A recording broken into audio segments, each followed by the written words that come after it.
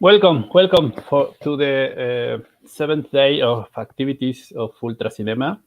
We are very, very happy and excited to have this conversation. We call this node experiment, and by luck, completely by luck, we ended up having female filmmakers. So we are very happy because, as you may know, this year our special category was women filmmakers all over the world and all over the topics, but made it about or by women. So I want to introduce first to our very beloved friend of the festival and personal hero, Pablo Martinez Zárate.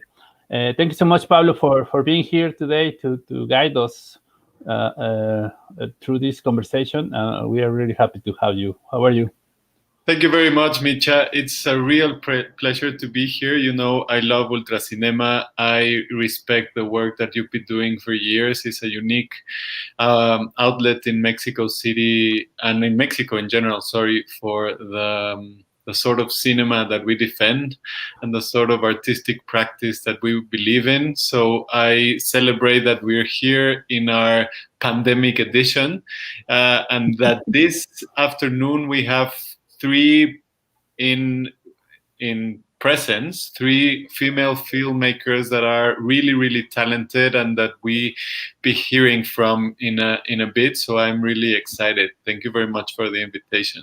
Yeah, precisely because of this pandemic thing, we had the chance an opportunity to invite international guests. So interesting. Maybe because in normal conditions we never can afford it. So we are taking advantage of this situation. And I want to introduce our special guests. I want to start with Federica Foglia. She's from Italy, but she's in Toronto. Thank you so much, Federica, for being here. Thank you for having me. Hi. Also, I want to introduce Emily Nussbaum, which is in Chicago. Thank you, Emily, for being here. Thank you. And also Seené. How do you pronounce your last name? Seené? It's the eternal question. It's Sarah Seené. Hi. Seené. Thank you very much. Hi, Sarah. She's in Montreal right now, so we are our North American connection right now. But we are going to have a virtual guest, Dina Yanni from Austria.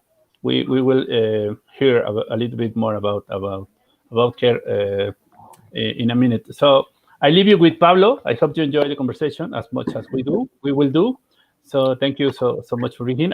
I come back at the end of the conversation. Thank you. Thanks, Micha, and thanks to you, Federica, Emily, Sarah, for being here. It's really exciting to get to listen to your perspectives and talk about your work that I really enjoyed watching. So thank you first for sharing that with Ultracinema and those who belong to the Ultracinema community. I'm going to start in the same order that Micha presented you, girls. So if it's okay with you, I'm just going to share a couple of impressions on your work and then leave you to present yourself and how this work that you're presenting at Ultracinema came about. So Federica, thank you very much for Toad Leaf Grass Rock. I think it's almost like a concrete poem. I've been researching a bit, and I think this way of dealing with nature, contemplative, also like a sensory film experience, has a true poetic power. So what can you tell us about this work? How does this work feeds from your own practice, like before this work, and whatever you want to share about Toad Leaf Grass Rock, and of course present yourself. Thank you very much for being here again. Yeah, so that's exactly as you say. It's a poem. The lines that are in the film are part of an Italian poem from Eugenio Montale, an Hermetic poet from Italy, 1950s. And as you say as well, it's very sensorial kind of filmmaking. It was the first time that I shot with film, 60 millimeter. So it was a learning experience for me. I went to my beloved professor and asked him, how do you shoot with Bolex and film? And so he was teaching me how to load the camera, and I kind of figured it out, like, okay, sounds good, seems that everything is in place. And so I went out with the camera and started just experiencing the lenses and the trees and the water. It was just really a very liberating experience. So that was my introduction to analog filmmaking. Thank you very much, Federica. Before going to Emily, could you tell us a little bit about what you did before? Like, what's your work before this first film, and how does this poem connect to your previous work? Yeah, sorry, I forgot that question. Yeah, I always use poetry in my films. I write poetry as well. I find poetry and cinema to have a very common ground in terms of how I want to tell my stories, without too much narrative involved. More, as you say, more sensorial, more evocative, more, more hermetic as well. So yes, I brought poetry from my previous practice into this film, and yeah, that's pretty much it. Yeah. Thank you. So moving on to Emily, can you tell us a little bit about your work? I found it Avanti is really provocative as well. It starts as a sort of self-portrait, I would risk to say, and then it finishes in almost like a kind of more political film, could be, especially because you quote Gramsci, and there's some kind of evolution in those works that you presented. So I would love to hear on how does how does this work come to light, and what was the process behind it? Yes. So this work originated largely because 100,000 years ago, I thought I was going to be a historian or an anthropologist, and I focused a lot on labor history. And Antonio Gramsci was this like monumental figure in my mind. He was like, that's the guy who like invented counterculture, and like really important political terms of like post-Fordist labor organizing and hegemony and just all these things. And so he was so serious. And also the only other thing I knew about him was that he was tragic. That he was like a anti-fascist and had died imprisoned by Mussolini. And so lo and behold, then I came across this piece of writing called I Hate New Year's Day. And I read it, and it was so playful, it was so youthful, it was so like wonderfully indulgent of like, I hate you. And so suddenly it just, I don't know, unfroze him for me and made me realize like, he's a father, he's a lover, he's a husband, a problematic patriarchal husband. And so it made me want to think more about my relationship to how I encounter history, and also, I don't know, just somebody as a holistic person. And how about you? Like, how did you connect to this piece in terms of your previous either film or other explorations? You talked a little bit about that already, but how do you come about to this film as a film? So the film I was working on like directly before this was a project I'd been working on for like maybe 2 years, almost 2 years. And it was a completely silent film project, and it was 16 millimeter. And I was in front of the camera for all of them. And so for me, this was sort of like an explosion into language also.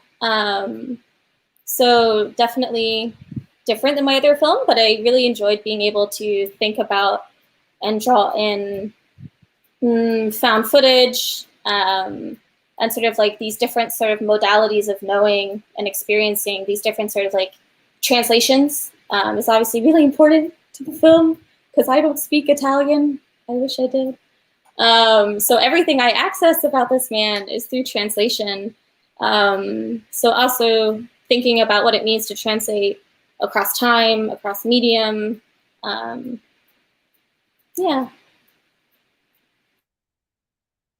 Great, thanks. We'll come back to that because I find it very interesting. And now, Sarah, last but not least of those who are present, your film Lumen is so beautiful. The character itself, but the way you shot the character, I think is so beautiful. I mean, she has such a presence because of her way of being, but also because of the way you shot this character. Could you tell us a little bit more about who she is before, in front of the camera, how you met her, and how did this film come about? Of course. I'm Sarah Seené, so I'm a French analog photographer and filmmaker.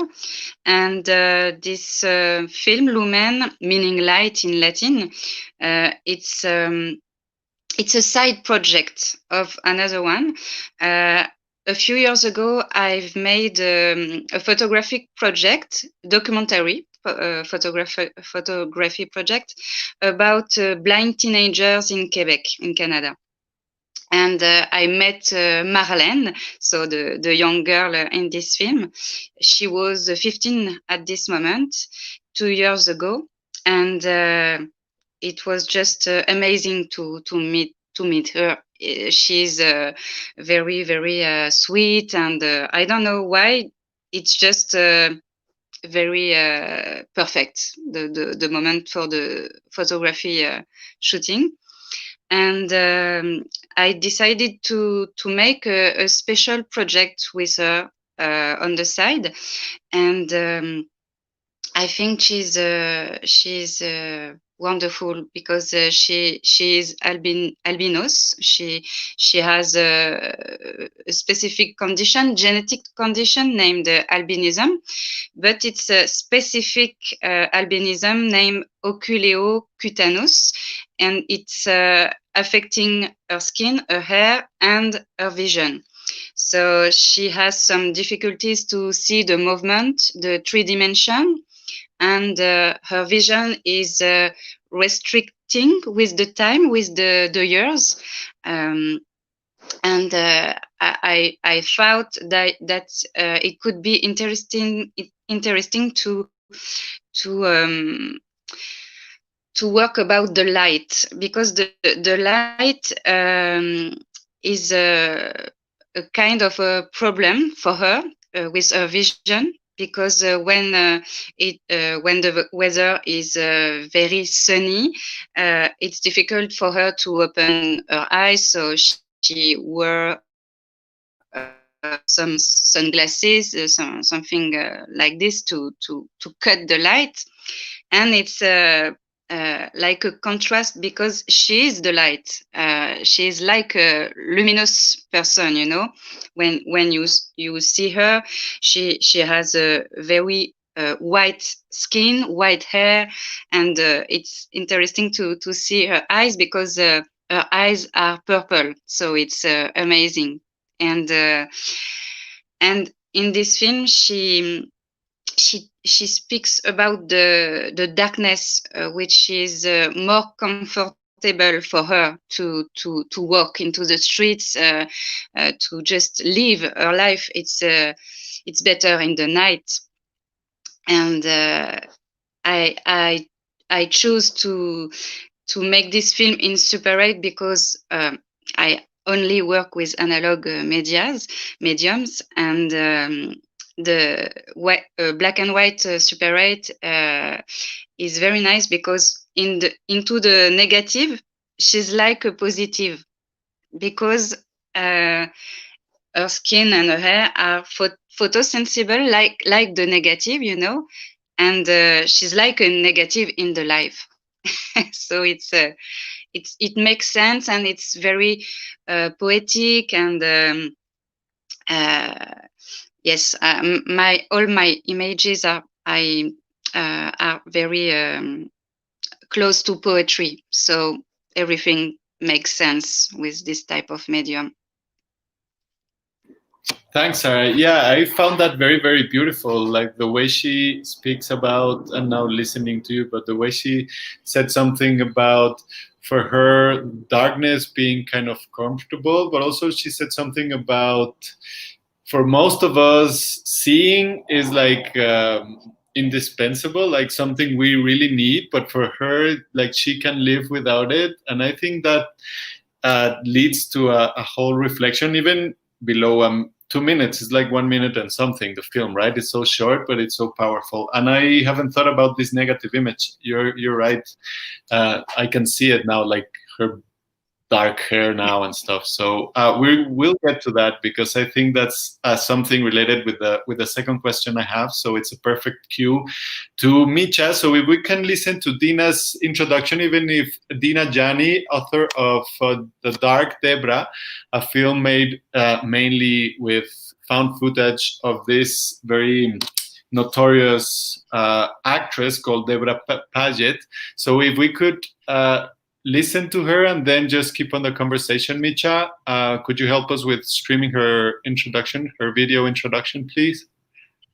Hi friends, I'm Dina Yanni. I'm an Austrian video artist and experimental filmmaker, and I'm the director of the film The Dark Debra. Please let me apologize for not being able to be live with you, but this is due to technical reasons. However, I'm extremely happy that I have the opportunity to talk to you in this video message. Besides of being extremely honored and proud to being screened at such a renowned and respected experimental film festival, yet once again, I'm also glad that I have the opportunity to thank Ultra Cinema for not only supporting and appreciating my work, but for promoting the art form of reappropriation and the remix film in general. It is so very important to create spaces for this contemporary form of cultural expression, not only because it has a vital, critical function in society, but also because it faces repressive legal frameworks. So besides of being an artist, I'm also a political scientist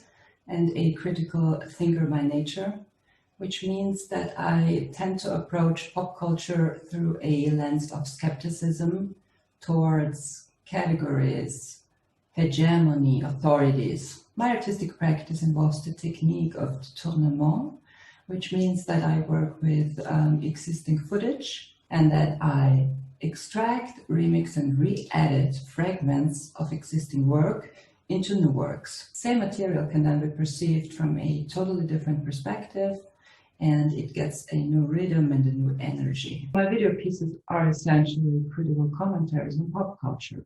My creative process always starts with an obsession about the material, which are the films that I'm obsessed with really since childhood.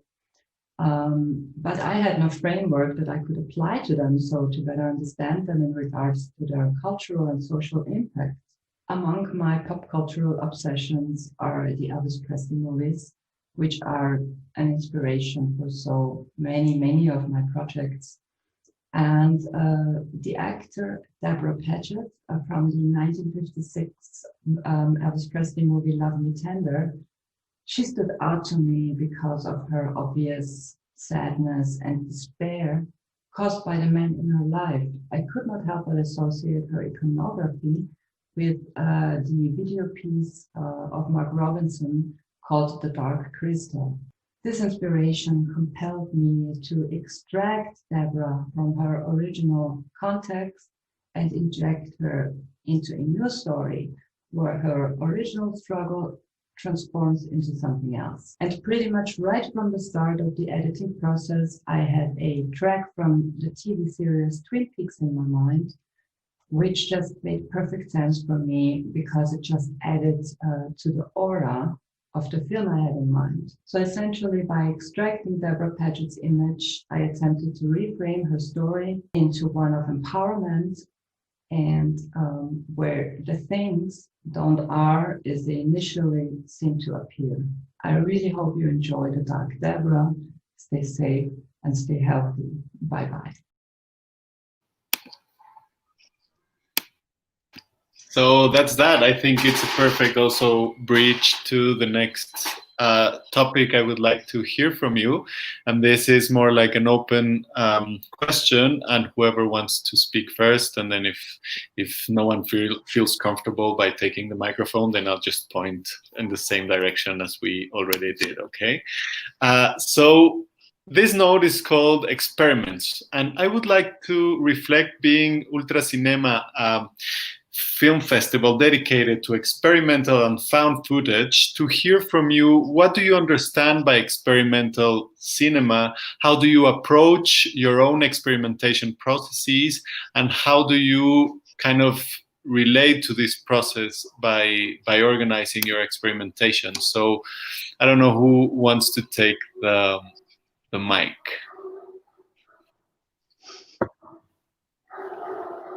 I can start so we follow the same order. So as I said before, this film that we showed in this festival, Toad Leaf Grass Rock, was the first time I approached film, analog film, like a year ago or so. And since then, I fell in love with the film material. It really, there's no going back from there.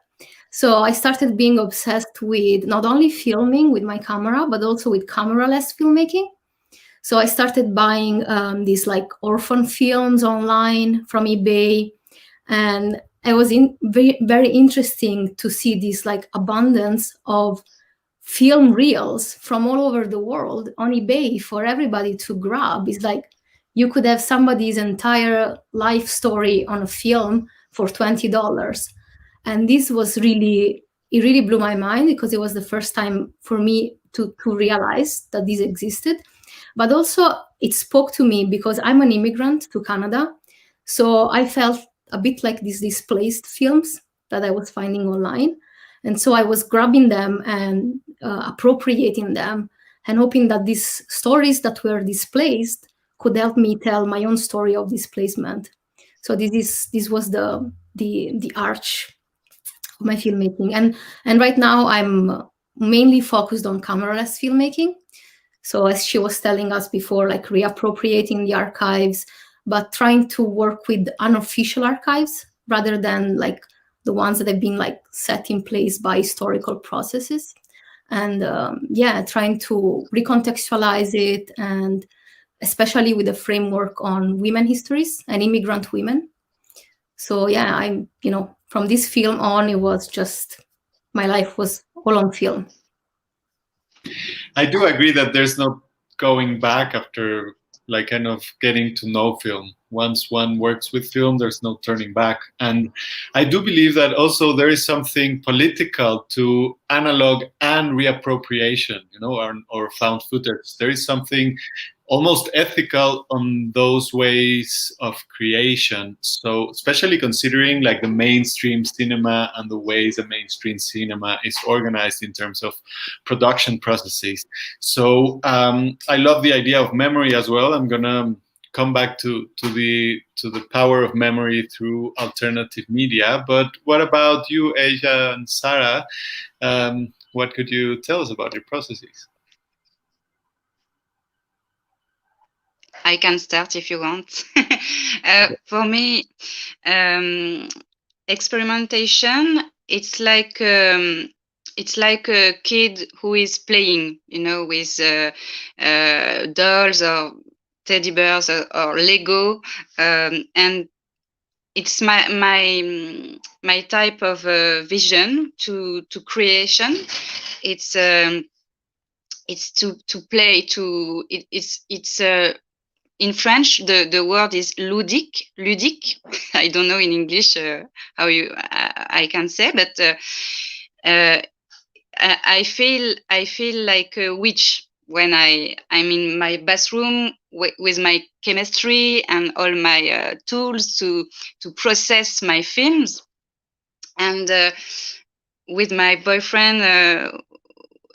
My boyfriend Guillaume Vallée has a film in your festival in Ultra Cinema at this time, and we play together with the chemistry and all the stuff, analog stuff at home. All the apartment is full of cameras, analog cameras, very old, and all the house is covered of the. Some vintage stuff, and I make like a mess, with all my my things to play, and my experimentation is with this type of vision. It's very chaotic. Yes, it's very chaotic. and with a lot of not experimentation, but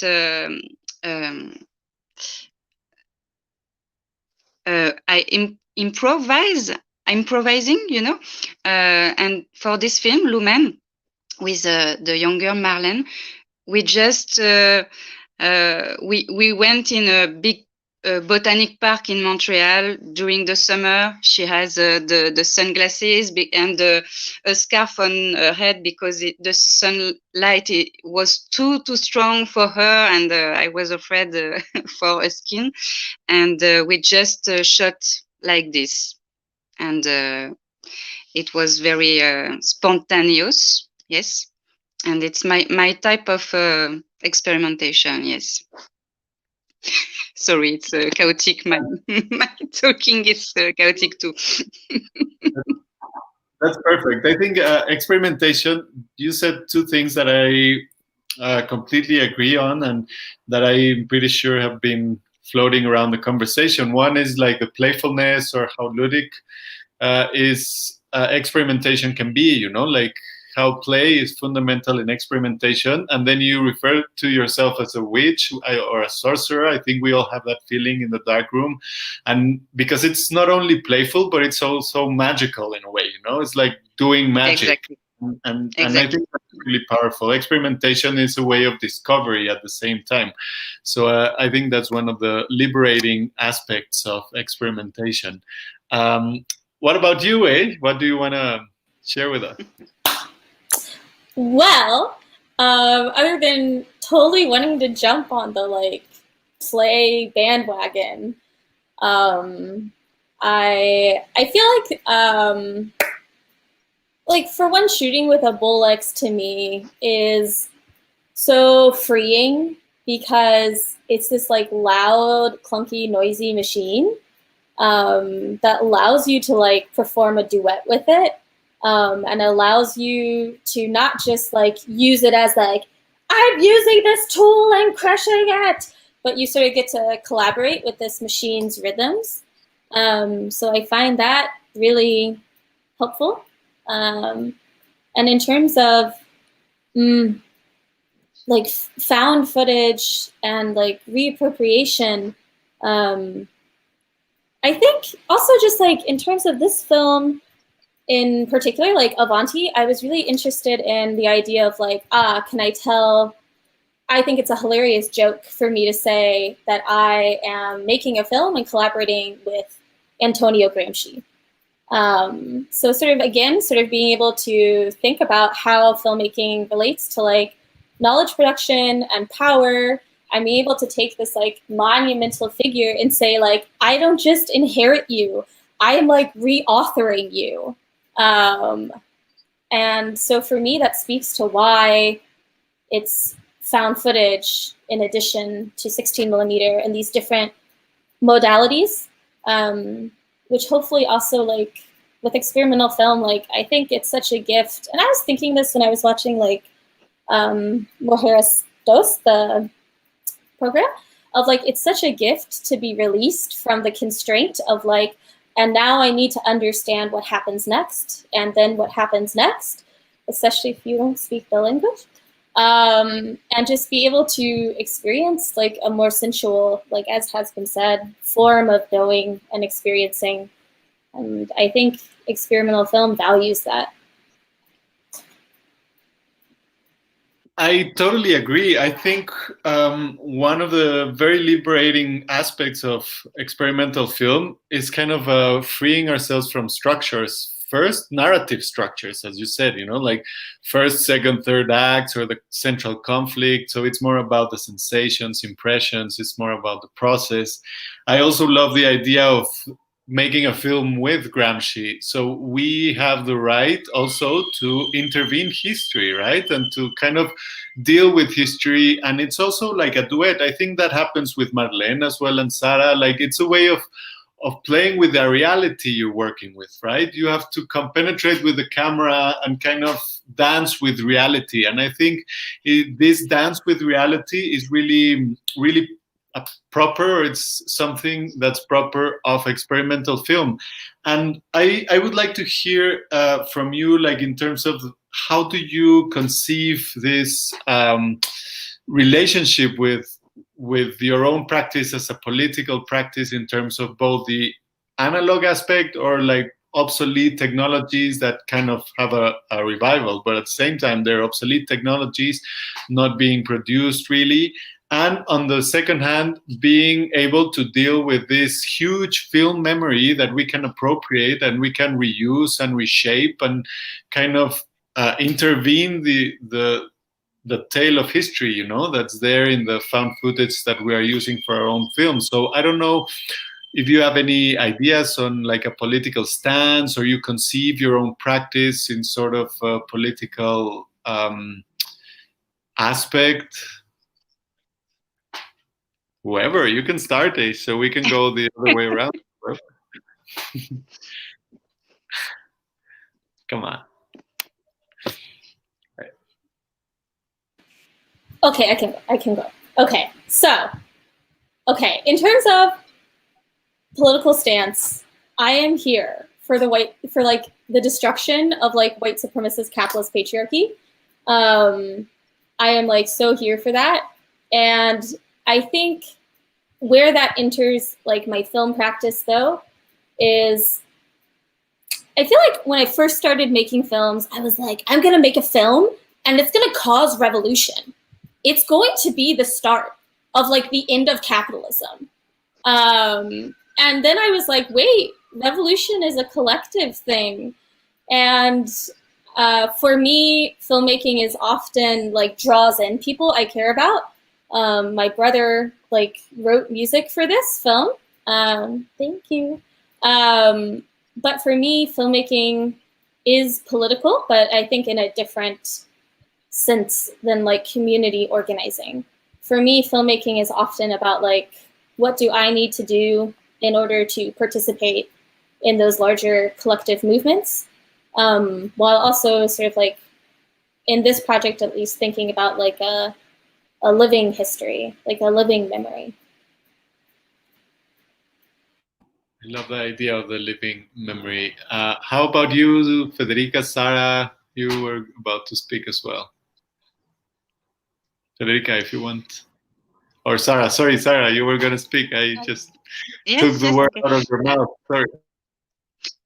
My analog practice is not political, but more poetic, and it's a way to speak about the sensibility, the human being, and I never used digital cameras for my work. It's I don't know why it's impossible to tell what I want to say.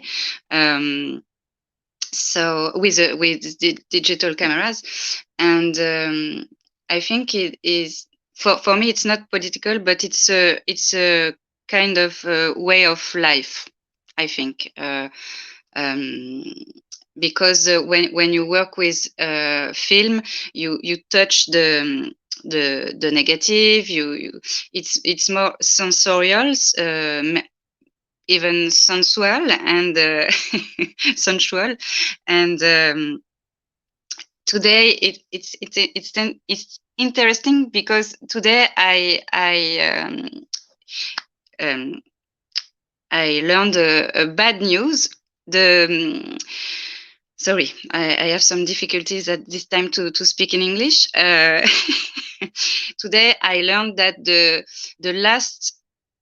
only one photobooth, analog photobooth in Montreal is finished. They put a machine with a mask at the place of the photobooth cabin, and I can show you. I am obsessed with analog photobooth. It's a part of my life, you know. And when I live a special event in my life, I don't know, for my birthday or something, a good news, I went in the cabin, the photo booth, and I take analog pictures, you know, and now it's finished. So it's just I tell this because it's just a part of my life, this analog images. And of course, it's a nostalgic thing. It's remind my childhood, of course, and but it's a way to resist to the all digital things in our lives.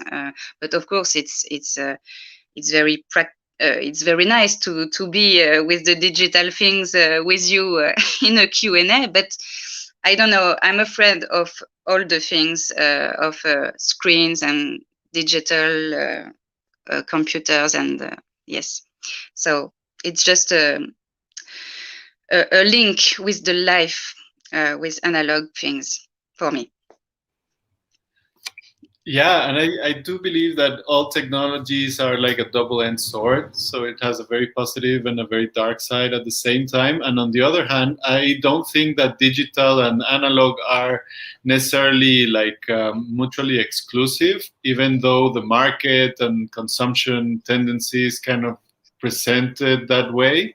So I think analog filmmaking is a way of reintroducing analog practices and the body of analog film into the digital stream, you know, like us talking about your analog films that are being streamed in like these platforms throughout the world is a way of reintroducing the materiality of film itself into the digital world, a kind of contaminating it, I don't know, or you know, like a virus, like the analog virus that tries to recover the world in a way. So how about you, Federica, in terms of your political views or aesthetic kind of ethics? Yeah, you know, for me, filmmaking in any way, shape, or form always starts from the subconscious. So I don't set an agenda when I do things, but clearly my subconscious is setting it for me. And then it all makes sense at the end of the day. I'm like, that's what I was trying to do. It's very, you know, interesting. You know, I don't preconceive things. That's my way of filmmaking. And in terms of like, you know, political stand, I've noticed that I am really interested with these histories and fragments that are at the margin of the mainstream narrative, as I said before. And I am going above and beyond to find them and try to, you know, research them in the most remote places that are not the official archives, as I said. So, you know, you go to eBay or you go like, you know, to vintage stores and try to find things that were deemed not important to be cataloged, you know, things that were discarded from the main archivist of the moment, you know. And I find, you know, that those positions were mainly also occupied by men and specific kind of men in the archives. So, you know, I think that my attempt is a way of, because I don't feel at the forefront of my culture because I immigrated here. I feel as well at the margin of it. So for me, it's almost like a selfish act to myself to say, don't worry, you little film that are lost in the world, I'll come and rescue you and give you the spotlight that you deserve, you know. And you know, it's also it's also a reflection on feminist issues as well. I never really paid attention to this, but the more I work in this field, the more I realize that it's necessary sometimes to state the obvious, because you can always fall back into the same, you know, patriarchal frame set. So yeah, this is my 2 cents for now. Yeah, sometimes we oversee the obvious, and filmmaking and art in general can draw us back to the essential, right? And to those things that are kind of primal to us. I would like to keep on talking. We are reaching like the last part of the conversation, so I would like to hear from you in terms of what you're working on at the moment. But I would like to round up what I've been hearing in a couple of ideas. I do believe that a place like Ultra Cinema has a lot of things to offer to culture in general, especially because of this that Federica was sharing with us, like the margins, you know, those invisible corners of human expression or human life that can see the light in a way, or find these windows and kind of make themselves a way of building community. So I think that's one of the beautiful things of Ultra Cinema, and we are being witness of it at the moment as we speak today. So I'm really grateful that you are willing to share with us and with Ultra Cinema here in Mexico your views. And I think that's poetically politic. I do believe that politics is way beyond partisan, ideologies. It's more about like our intimate relationship with reality. So I would love to hear, what are you working on? What are the questions that you have? Does the pandemic kind of altered your plans? Have you thought about like the shifts in normality? Have they made you redirect your work or not? What you've been working on before is the same. Let's start with Emily, then Sarah, then Federica. Like kind of go back with the same order we finished now. Yeah. I'm still thinking, sorry, about what you said about politics, and I think I also just want to add, like, I think the eternal question for me is like, how do these larger political systems, as I'm looking up as if like patriarchy is on my ceiling, but how do these larger ideological and political systems like live in our bodies and memories? But in terms of like pandemic things, okay, so I'm excited about a new project I've started. It's about sort of, so do you all know the story of Antigone? So essentially, it's a time travel story of what if Ismene, the younger sister, traveled back in time and tried to save Antigone, and the hurdles in doing so. So it's about time travel. But as with all experimental films that I feel like I make, I say like, yes, and then XYZ happens, but it doesn't, it's not gonna look like a narrative film. It's the same style. So I'm having a lot of fun exploring poetry and found footage from Antigone films across a lot of different languages, as well as filming tunnels in Chicago. That's good. Tunnels, yeah, they're cinematic in their own accord, I do believe. Thanks. I will go back to the body politics, or the way we embody ideologies and structures and stuff, because I think that's the way of closing with experimental film. Sarah?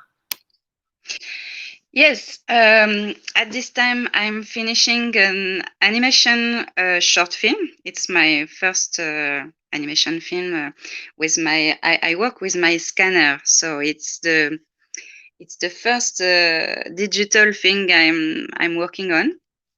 Digital, but I'm using the scanner like a camera, so it's different. But I'm scanning my objects in my home to illustrate the pandemic.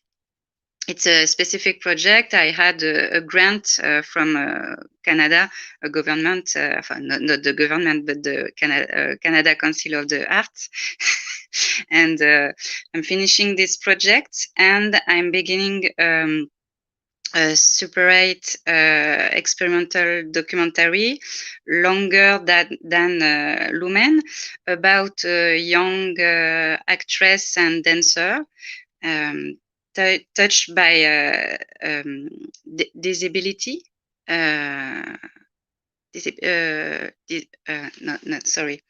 Handicap. Touched by handicap, yes. So it's a dancer in a wheelchair.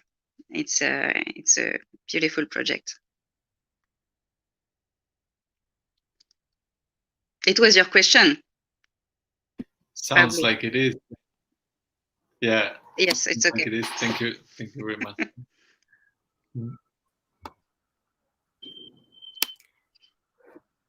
Yeah, I'm working on my thesis film.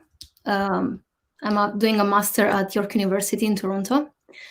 And the pandemic was a blessing for me because I was locked in this little room with all the little reels that I find. I can show them to you. They're all over the place, you know. Yeah, lots of fun. And as I said before, it came really spontaneously out of me, the story that I was trying to tell. I initially thought that it was going to be my story of immigration, but it turns out that it's a cross-generational story of how men have decided in the history of my family how women would be relocated.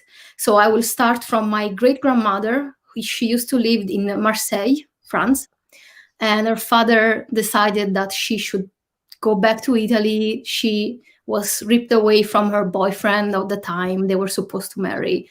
So her father took her back to Italy from Marseille, in a small town in Italy. She was the scandalous woman in the small town because she was used to the French way of living.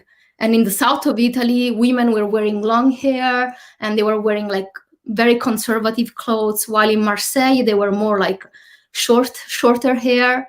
So she became the scandal of the hometown and nobody wanted to marry her. So the father, to resolve this problem, decided to marry her to her own first grade cousin.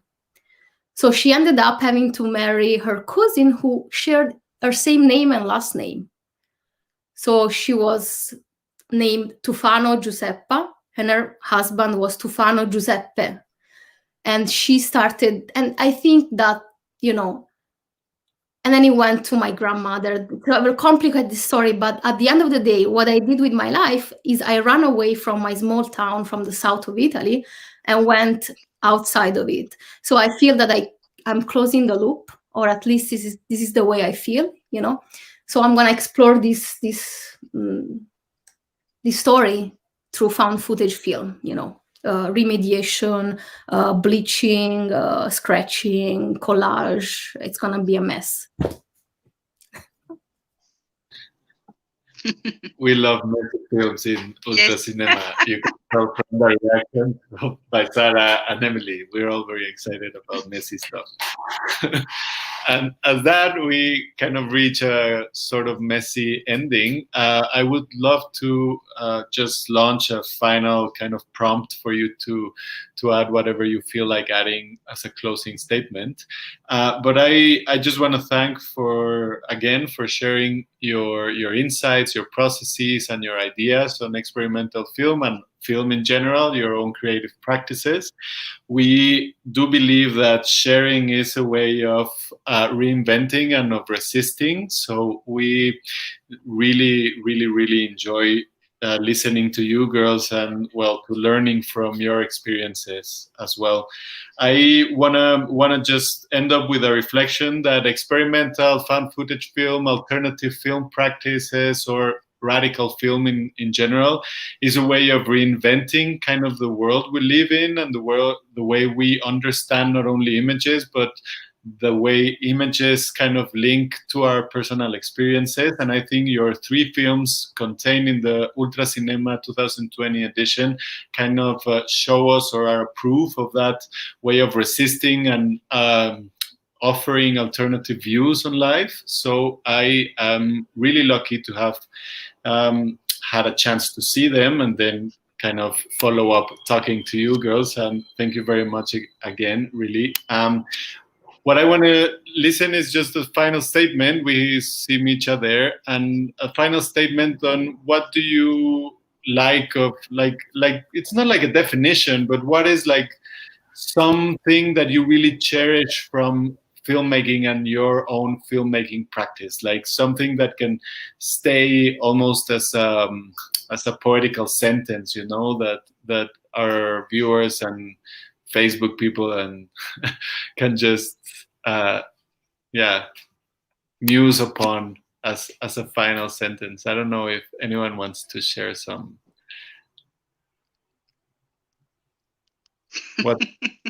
What's filmmaking for you? Come on, Sarah. Filmmaking for me, it's just to be free, to feel free, to tell your vision of the life, to express your vision of the reality. Yes. Thank you. Yeah, I was gonna link back to something you said earlier, Pablo, that it's very important that this is happening in Mexico right now. It's a great platform that you have created. Like, thank you for having us. And, you know, we were talking about fragments and things that get fished out of the past, you know, and I started to learn through this process that, you know, it's like archaeology. When you go, you're an archaeologist and you go to Egypt and you go and find the big pyramids with the pharaohs, and you find the sarcophagus and the very prestigious objects, and you put them in the museum. But then the real story of the people is the story that is found in the kitchen, maybe, that get discovered, like in the little bowl where they eat the salad, that really tell you about the people that are living in that age. And I feel that with this film festival, you are really giving a platform for building this kind of society, like not society, but this identity, social identity of the real people, not of the pharaohs in the pyramids, you know. So thank you.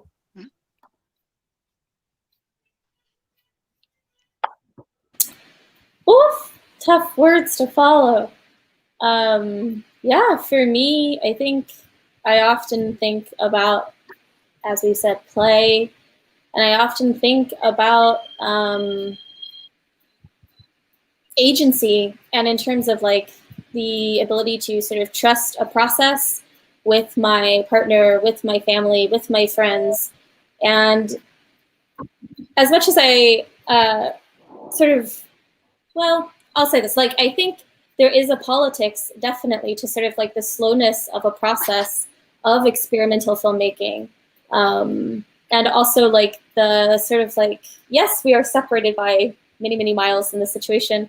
But the ability to like interact with an audience, like it doesn't feel that far away as an experimental filmmaker. Yeah, to be able to like make films alongside a community feels really good. That's great. I love to listen to these final statements. And I don't know if we have some time for questions, if there are questions in the public stream. Yes, we have. I put it on the stream. So do you wanted to read it, Pablo, please? Sure. It's in the Facebook stream. Let me just go to it. No, you can see it on your screen. It's already on the screen. Oh, yeah. In a digital world, going back to analog is a political statement in itself. Why do you think Super 8 and 16 millimeters has some sort of resurgence or revival? What do you girls think is the reason behind the revival of analog filmmaking? I personally think that the world is really going fast at an accelerated speed, and this return to analog filmmaking is a way of like slowing down for a moment, reflect upon where we are, and you know, when everything goes fast, you have to go slow and you have to realize what's happening and how can you not repeat the same mistakes of the past. There is too much fast velocity, how do you say fast, in this world right now. And so I think analog can really be a way of reflecting. It's our space for reflection. That's a beautiful idea. Sarah or Emily? Yes, it's a special relationship with the practice of filming. The relationship with the camera is very different too, because at this time you can just click, click, click, click, click with your phone, or yes, your phone, and it's like Federica was saying, it's very slow, but it's also precious. You know, it's there is some care to film, to make a movie in analog medium. Yes, I think precious is the best word for what I want to say. It's like a treasure, you know. Yeah, that's beautiful. So, Emily, do you want to add something to this question? Yeah, I think also, in addition to I agree with the slowing down, and I think for me, it really is about not just the celluloid itself, but the tool of the Bolex in particular. As I talked about earlier, this sort of very intimate dance with this machine. Yeah. That's a great idea. I want to add something to the slowness, to the caring, because I think these two aspects kind of link us to a critical condition, like actuality, in terms of a necropolitics based on destruction. So something that needs to be dealt with our hands, with a lot of care, in a different time frame. It kind of demands more care from us, and it's kind of a resistance to this necrophilic tendency of the world. And at the same time, I think that it's a way of taking reality to the light again. What I mean by this has to do with what you were saying, Sarah. We are living in this colossal stream, constant stream of images, most of them produced almost immediately through cell phones and digital technologies. And it's kind of living in the surface all the time. And I think analog film material as material itself kind of has a texture that links again to reality and materiality. So it's a way of going back to the core of existence, which is our body, which is our feelings of the materiality of the world itself. So I think this is a great question actually to start closing. Do we have any more questions, Micha? From the audience, no, Okay. but I have a question because I don't want to this conversation ends. I'm really enjoying it a lot. So I want to ask you about how do you feel this this revival of experimental film? It's for women, because we are in Ultracinema, almost every edition we receive more film from women than men. So do you feel this is only maybe it's just our sense, but I have the sense is everywhere. Women are just have enough sensibility to realize that experimental film is more open, is more free. I don't know. I just want to know your thought about that.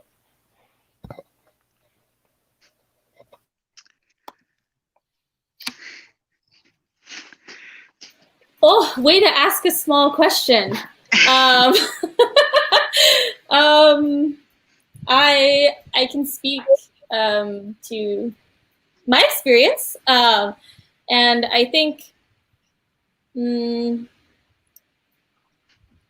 for me, I feel an autonomy and freedom in the process of experimental filmmaking, an ability to sort of consistently question and redesign not only what I see on screen, but how I work, the constant reinterrogation of my own process and ability to work with friends and to make films where I pass the camera to my friend and I say, oh, you got this, just hit this button, you're fine. This ability to sort of eschew sort of like more corporate structures of filmmaking is, I think, for me, makes me feel freer and like able to embrace a sort of self-determination and community in the process of filmmaking. Because I'm not working with Netflix or producers or any of these things, I think I have a lot of power in defining the terms of my own production, and how I hold on to time. Yeah. Yeah. Sorry, can I go? Can you hear me? Yeah. Yes. Yeah. I've been thinking a lot about this because, as you said, I've seen many more women filmmakers work in this kind of tradition, and I think it's double.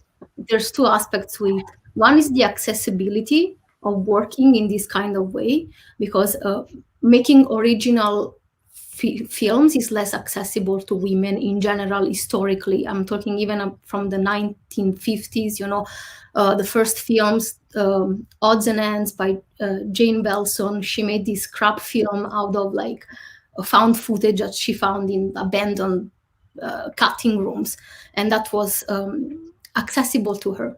I don't know if she would have had the same opportunity to make an original picture as a man back then. So I think there is this aspect to it that is a bit enforced on us as women to not be really, to not have the accessibility to this, but is also embraced at the same time, because I think women, I don't want to generalize, but it feels to me that for my experience, we have more this innate sensibility to recycle and take care of things and regenerate things, and even in a ecological sense, to not create more waste with extra amount of films, and don't have the pretentiousness to want to create like original picture. We can work with what we have, we can work with what is there. We can, fix it up and make it into an amazing new thing, because this is what we had to do as women our whole life. So I think this is extremely natural for women filmmakers. It's a natural field where to work, and tradition to embrace. Such a beautiful idea. How about you, Sarah? I totally agree, and my answer just can be worse. So, but I can say all the male filmmakers I know are feminists, I think.